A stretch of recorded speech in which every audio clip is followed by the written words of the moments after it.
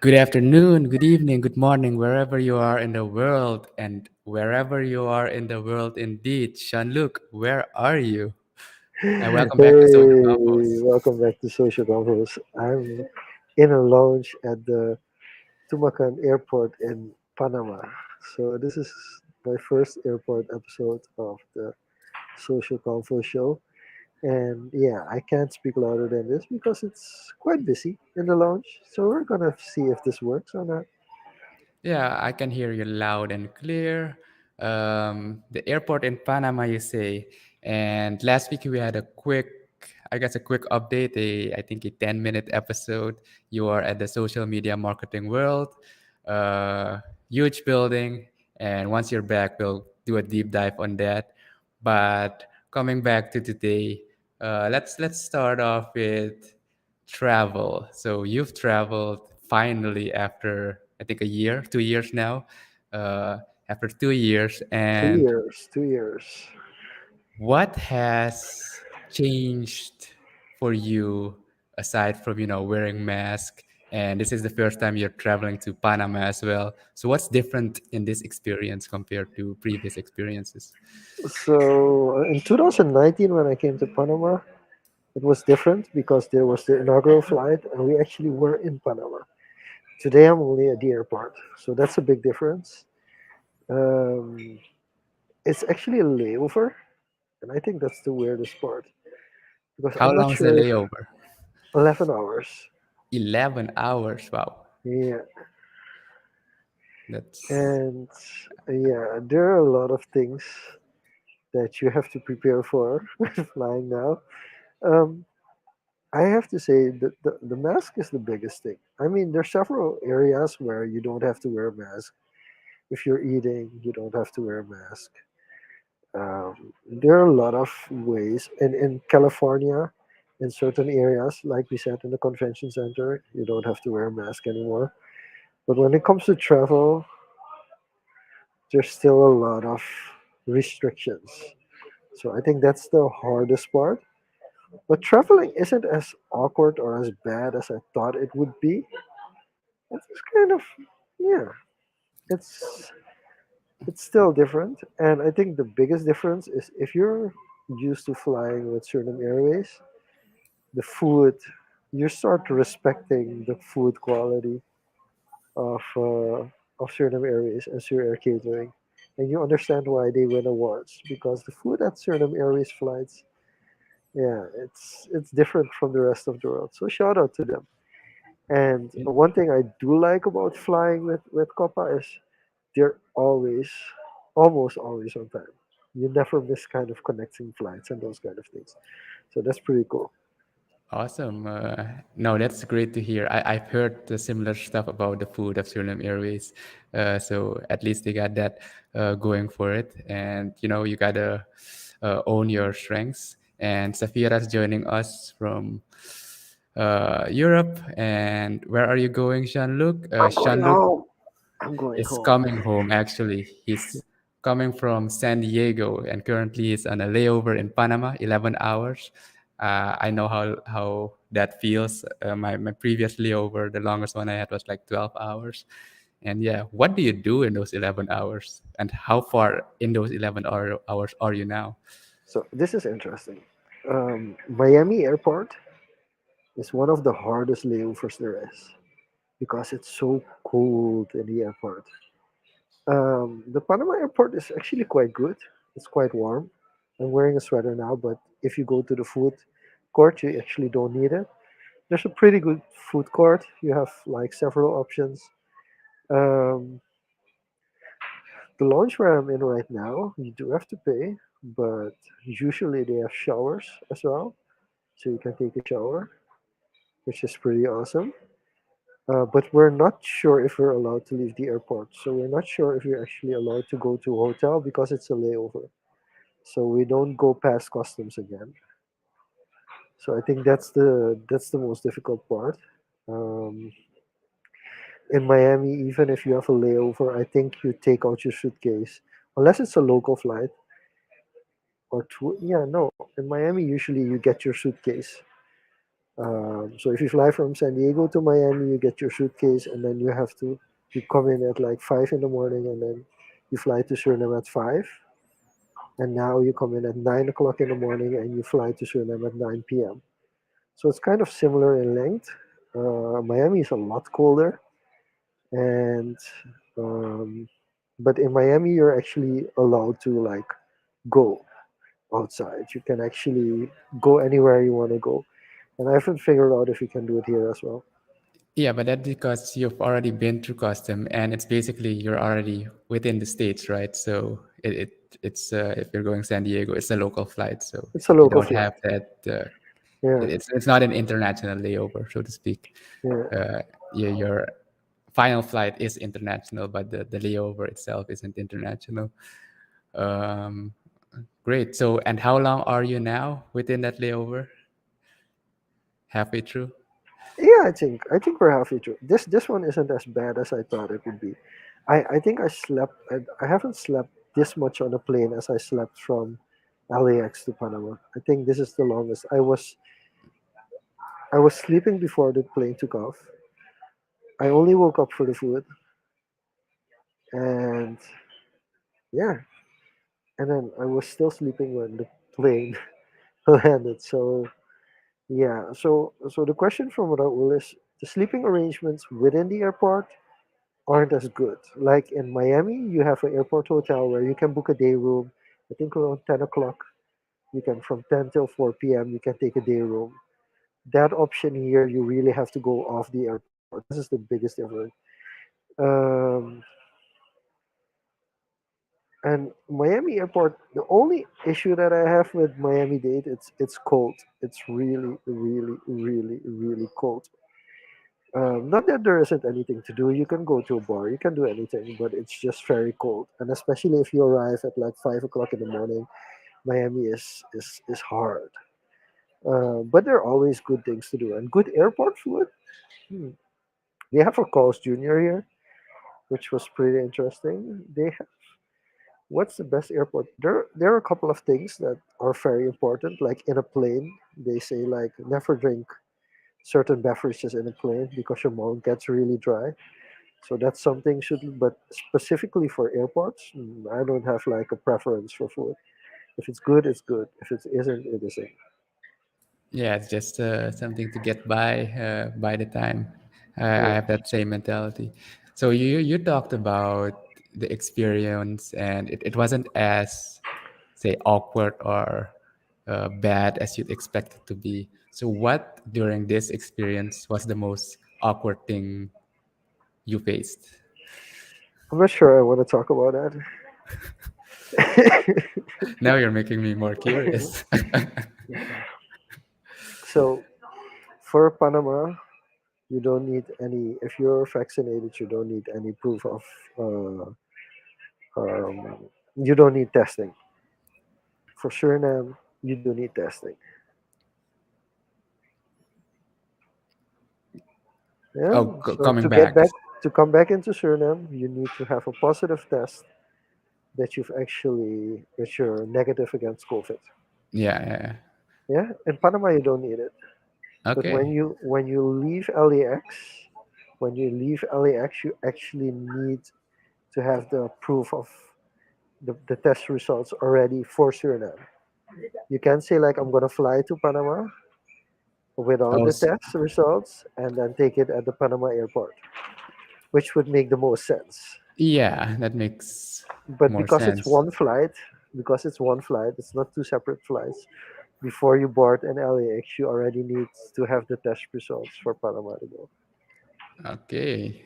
Yeah, that makes the logistics, and it's within a window, right? Yeah, I think was it 72 hours, 48 hours? yeah, and the testing location within LAX closes at 9 p.m. Yeah. Okay. How do you see the travel within the next few months adopting all these travel policies? Do you see it going more lenient? And what are other factors that people should take into consideration when planning trips? Well, I really hope this is over soon because for me, it feels at this point, it's almost like a money making business to have the COVID test because you have a 911 negative COVID test that you pay $250 Oh just to get wow, tested and get your results within 30 minutes. just 250 just for the test. Just for a PCR test to have it Oof, within half an hour. oof. Yeah, I remember. I think last year it was around 125, but yeah, it wasn't that fast. You still had to wait the next day or something. Yeah, this is But like a really quick, super urgent 30 minutes. They send it to your email, they send it to your phone number. You get the results within half an hour to an hour. yeah, it almost seems like abuse at the moment. Yeah, it's like you don't really have an option, and the like the usual arrangements that the travel agency or the airline has, they won't give it to you if you don't have the proper documentation. And having that negative test result is part of the proper documentation. It's crazy. Yeah, It's crazy. I feel like we should scratch this as soon as possible. definitely, I agree because it just adds unnecessary costs. It basically almost doubles your ticket, your It, travel it does. arrangement. It does. Like it's like money you could say like let's upgrade my ticket. That money would go into a COVID test. That's what you get comparing it. I All don't right, know all what the right. costs are for a business class ticket, but it does feel like that's Yeah, what you're throwing at it. it gets even more complicated if you have longer flights, more layovers, more transits to go through. Yeah, I don't even want to think about all those But the logistics. interesting thing is some countries have lifted the need for a test result if you're vaccinated. So that's an interesting dynamic as well. So it's interesting to know why Suriname still has the double standard of both vaccination and test results instead of just one or the other. Hmm. Like either you're fully vaccinated or you need to show a negative test result. Those are kind of the options that you would usually have. So it's very interesting to see. And you don't know what the reason is that they are implementing it. On the other side, I as well feel like the most cases we have, COVID cases we have in Suriname, are actually from people traveling to Suriname. So I don't understand that. So it's kind of this, yeah, you can't go right if you're the government in this one. Because on one side you want to protect, one side you want to protect your community, and on the other side you want to make it easier to travel. Yeah, we'll see where this goes as time moves on. But let's move on to, I guess the next thing I want to touch on a bit is how was the closing? How did you spend your last day during the conference? Did you like work till the end, or did you have some free time to do some fun stuff? I always work to the end. I go there to work, so that's the biggest difference. And the organization was very helpful. I had an event, a private lunch I wanted to go to on the second day. I also wanted to do the sort of a little bit of the podcast. So they gave me some spare time, like in the middle of the conference, and I really appreciated that. And then, of course, the end of the conference, the conference was a little bit easier than 2 years ago. Also because the size, the amount of people that came in was twice as much in 2020, and the the full participants wasn't necessarily only half. There was still a group of over 1,000 people watching the conference through live streaming, but it felt like it wasn't as difficult this conference as 2 years ago. So, if I'm understanding correctly, there were less people physically Physically, yeah, there, there were like, yeah, it was still and 2,000. It was still 2,000 people, but it wasn't the hassle it was 2 years ago.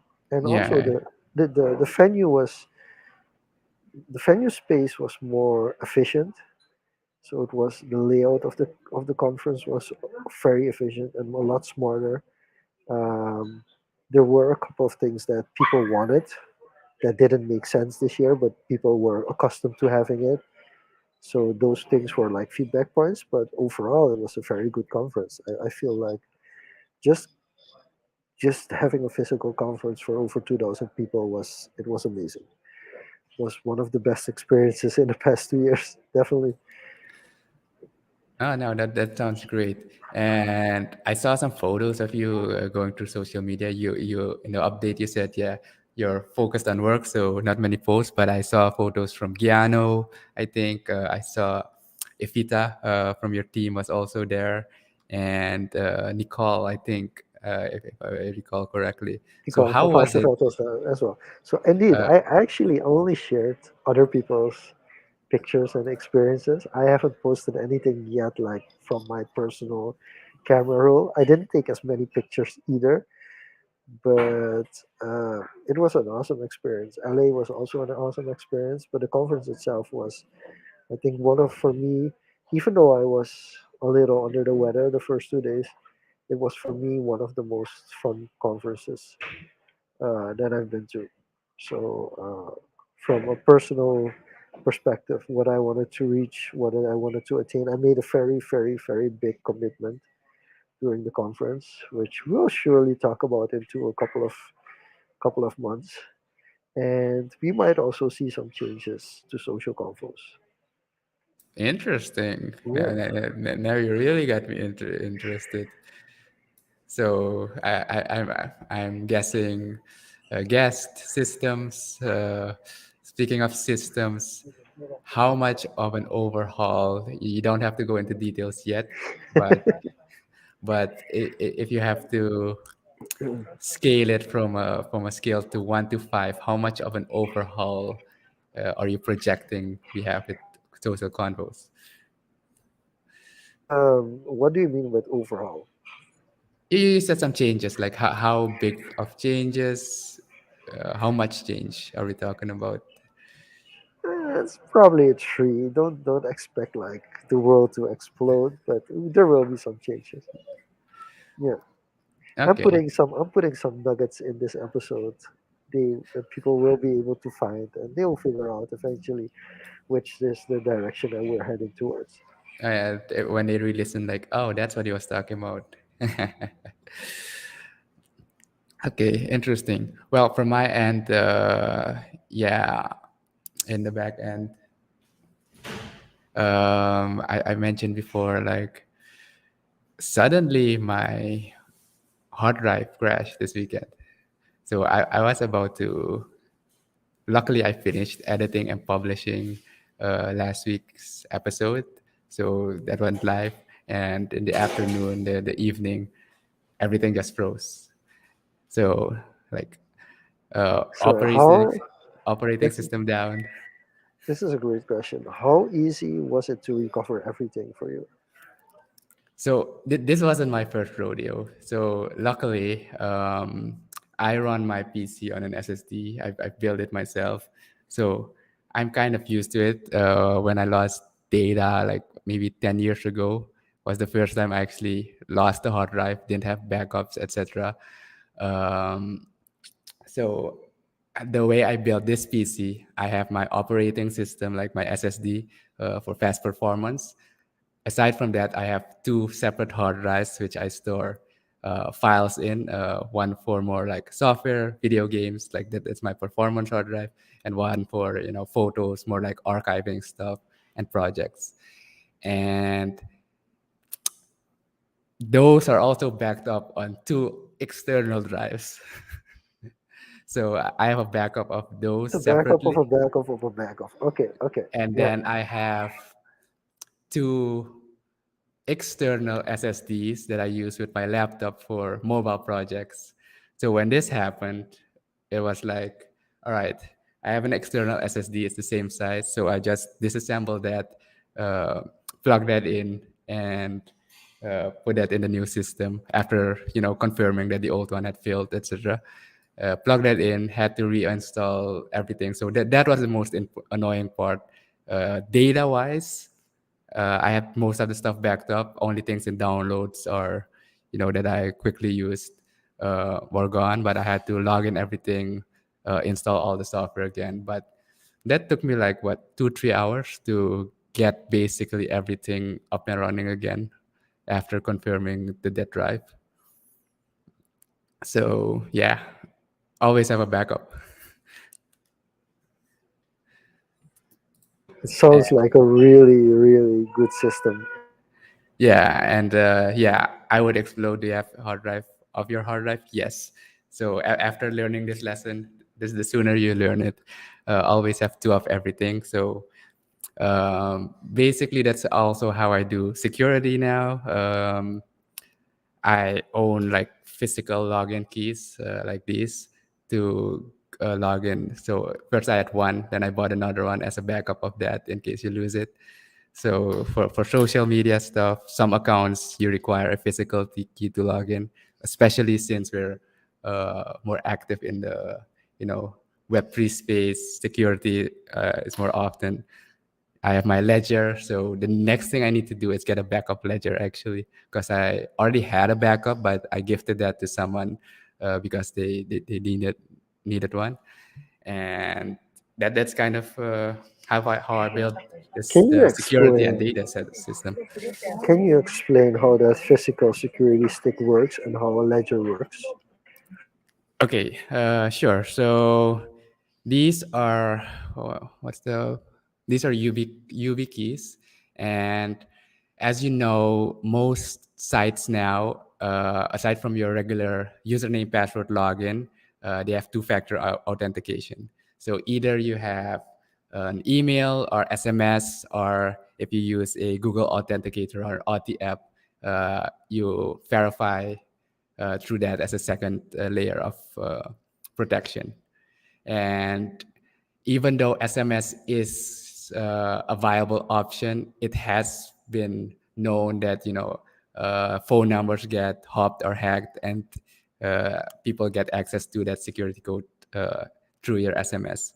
The other way is Google Authenticator, but then you're reliant on Google or Authy, but that's another app on a different digital device. And some other some platforms have started to offer physical keys. And what you need to do with this physical key, after you log in with your username and password, you have to plug this in into your USB and physically touch it to grant access. So that's how you log in. That's the sequence of finally logging in. Okay, uh, so it's an extra layer of protection, basically. Yeah, Yeah. and I haven't used it as much yet, but for Twitter, for example, I use this. Twitter is supported. One of the crypto exchanges, I think Kraken, I use this as well, and but I haven't seen it as adopted yet. Um, and there's also versions like this is a smaller one I got, still in a package, that has an NFC that you could use with your phone basically to tap it to your NFC back of your phone, and that's how you log in. Because you can't really plug in a USB into your phone if you're busy with mobile devices. And coming to the ledger part, so what a ledger is for the people new or not familiar. If you listen to a lot of our previous episodes, we talk about Web3 stuff. We've covered cryptocurrency a bit. We've talked about NFTs, and there's been a lot of scams going on, especially Twitter. I think every few weeks you see popular hacks happening because people keep their assets on a so-called hot wallet. So it's either MetaMask or directly online. And what a ledger does is a physical device that you have to authenticate physically through, just like the key, with your code, and physically click the buttons to confirm or sign transactions. So even if your wallet or account might be compromised, if they don't have this physically or access to this physically, they won't be able to approve the transactions regardless. So that's basically crypto 101 security at the moment. And it sounds cumbersome because it kind of is, because you're giving up that convenience for security. and you have to kind of know what you're doing. But at this stage, it is one of the best practices to go to. And yeah, having a backup of this would be useful because I had a previous one. That one, when I was in New Zealand, I left it at home and I didn't turn it on for like a year. And I think something with the battery or something, the screen died. Fortunately, I contacted support. They sent me a new one, and I ordered a newer version too. So that's kind of how I Luckily, you approach saved. Yeah. that's how I Okay. approach security in the digital space. Okay. We still have some time left for some over unders. So I think it would be a great way to close off another short episode. Yeah. And then, of course, next week I will be sharing a lot more as well onto the deep dive of what actually happened and what changes are coming. And lots to unpack there. I am excited already. So, what direction do you want to take this over under? Uh, didn't really plan much, but I can figure it out as we go. We can make it travel. We can make it social media related. Uh, yeah, All right. Okay. Let's start easy. I got one already. From your travel experience, is the Panama airport overrated or underrated? oh, it's heavily underrated. It's heavily underrated. The currently the international terminal of the Panama airport is being built. It's not finished. Oh, The so they don't have a groundwork, like full-fledged terminal yet, like well, international. it's the international terminal is already available for boarding, and there are some shops. But Mm. when it's completely done, it's going to be next level. I would encourage if like in 5 years time, it will be one of the most popular airports in the region if it isn't already because the local Okay. terminal, the national terminal is already quite nice. Yeah, But yeah. the international terminal is it's getting there. It's I I pretty good. imagine it becoming like the terminal like Amsterdam is for Europe, like for Latin America. And we checked as well. I think there's like 90% of the flights is Copa Airlines, but there Okay, are other airlines flying to Panama as well. got it. Okay, I'm gonna steal Gregory's question. Airplane food, overrated or underrated? Um, from my experience, like it's overrated, and as you said, except if it's SLF. But most of the time, it's overrated, especially during European flights. Oh my god, that is the worst dry cold bread I have ever had. I think it was my flight to Germany. Yeah, it's overrated. So what I suggest is either go mentally prepared if it's a long flight, maybe buy some snacks that it's kind of safe, but Take some don't, Burger King with you. don't, Take a don't count on it to be amazing. take a full roti with you. You just consume it to last. Make sure you don't go hungry, hydrate enough, and you should be fine. Yeah. All right. Next over under for me, if you're transitioning to social media a bit, I'm curious to know how LinkedIn now falls in the overrated, underrated category. It's still really underrated. It still really is underrated. There are some overrated sports to LinkedIn, but it's still underrated. There's so much opportunity there. There's so much opportunity there. Okay. Yeah. I get to pick two questions again from the audience, so I'm gonna pick the second one. Uh, P Friends 2 and book games, overrated or underrated?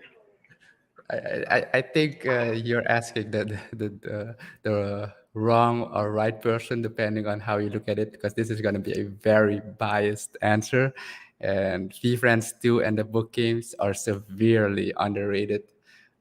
Actually, the whole Web3 NFT space is severely underrated, even though there's so much going awry at the moment with all the scams.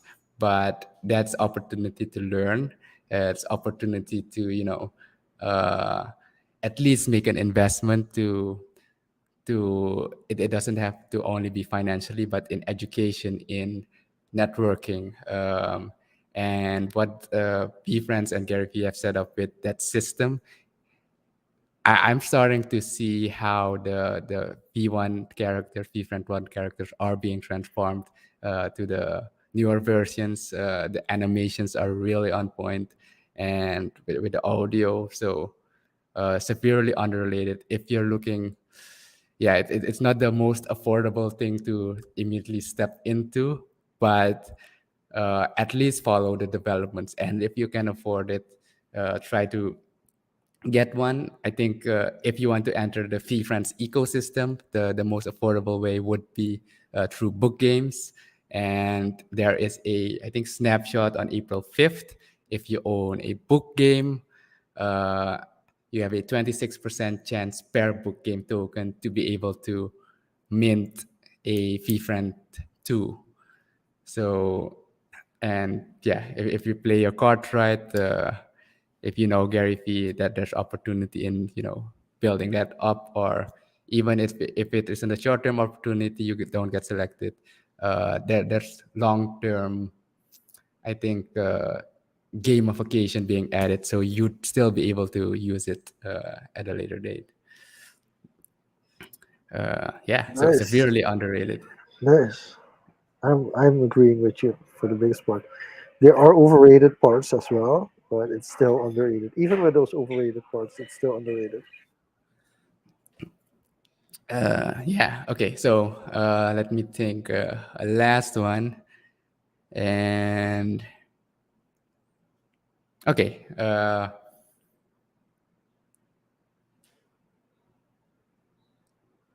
I'm gonna go with going to the gym. Overrated or underrated? Okay, going to the gym itself is overrated. Taking care of your physical well-being and your health is underrated. What part? So it doesn't matter how you do it. It's basically being said like Yeah. I need to go to gym because I need to take care of me. But there's so many other ways that you can physically take care of yourself aside from going to the gym. What is the most overrated thing in your opinion, especially it being very public, mainstream kind of So now here's for the going thing. to the gym? If you want to pump iron, if you want to pump iron, going to the gym is the best part. It makes sense. If you want to build muscle, going to the gym is the best place to go. Right? It's you can do it with natural weights, but having the different type of weights, being able to change the weights, being able to change the weights based on your needs for muscle development, the gym is the place to go. If you talk about cardio, um, it doesn't have to be. It's easiest, but you can also play a game of sports, go outside, play sports. You can walk, you can run. You don't have to go to the gym for the cardio part. It's easy to go to the gym for the cardio part, but it isn't necessary. So I think from that perspective, it's overrated that all kind of physical health has to be done in the gym. But from a perspective of needing to have a good health to be able to succeed in life, I think that's really, really underrated. Gotcha. I think you've hit it on a nail to very articulate the specific part.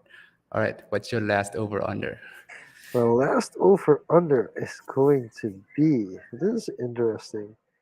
This is a really interesting one. What's the direction I want to go?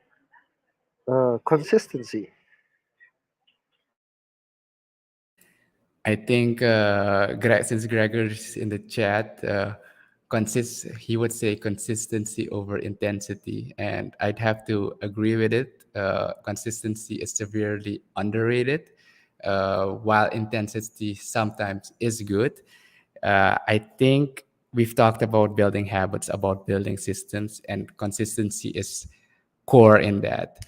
There is a video actually that I watched yesterday from Matt Diavella that I should send to you, where he actually emphasizes some stuff we talked about with Mariela 2 episodes ago on that, rest and using that rest period, creative boredom part. And one example I'd like to highlight in this video, when we're talking about consistency, he interviewed, I forget what the doctor's name was, but they mentioned an example about the race to the South Pole. So you had a British team and a, what's it, Norwegian, one of the Scandinavian countries team, and the British team was like all about intensity. Uh, they raced to the South Pole, and on the good weather days they were like go 30 miles, and on the bad weather days they took it slow. So when the conditions are great, they went all in. Whereas no, the Scandinavian team, they were like, okay, we're going to, regardless of good day or bad day, we're going to consistently, with a consistent pace, I think 5 miles or 10 miles per day. That way they have enough rest to, even on the bad days, regardless of, conditions, they'd be able to reach their targets. And lo and behold, they weren't even looking at if they were going to get there second or first, but they just had to get there. And I think that the results were they got there first by 30 days before the British team. That's a And big difference, though. yeah, and what I loved how they phrased it. I need to look it up, but it was something like they got there effortlessly through consistency. And I was like, oh, this is a nice way of putting it. I will look up the video and send it to you later, so you can maybe watch it in your layover time. But yeah, I'd say consistency is Awesome, underrated building awesome. systems. Quickly for Wolf, currently at Panama Airport, and then there was a here very interesting question by Gregory. You know how parents with crying infants are so embarrassed? Are passengers as bothered as parents think they are?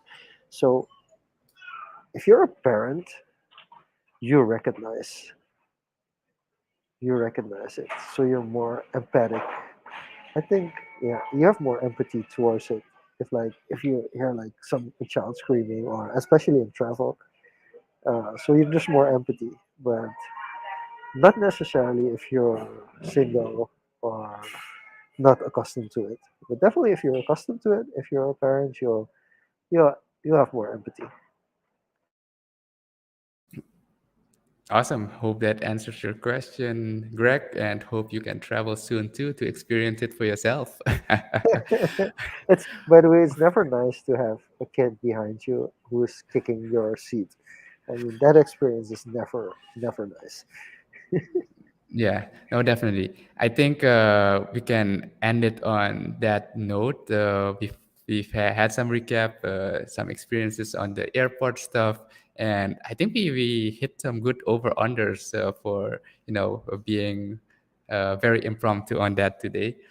But we will leave you at this stage. Sean-Luc, enjoy the rest of the layover. I'll do my Um, best. we will definitely be back next week. Be on the lookout for the announcement. We will be planning, arranging something next week to either unpack everything that happened during the conference Jean-Luc went to, or have a very interesting guest, depending on scheduling. But we will communicate that as soon as Jean-Luc's back in the country. Any last thoughts, Jean-Luc, to close it off? Nothing at all. Just good being back on Social Confoes and looking to a full-fledged episode next week. Awesome. As always, episodes will be released on the podcasting platforms on the weekend. Until next week, this was Social Convos. Bye bye.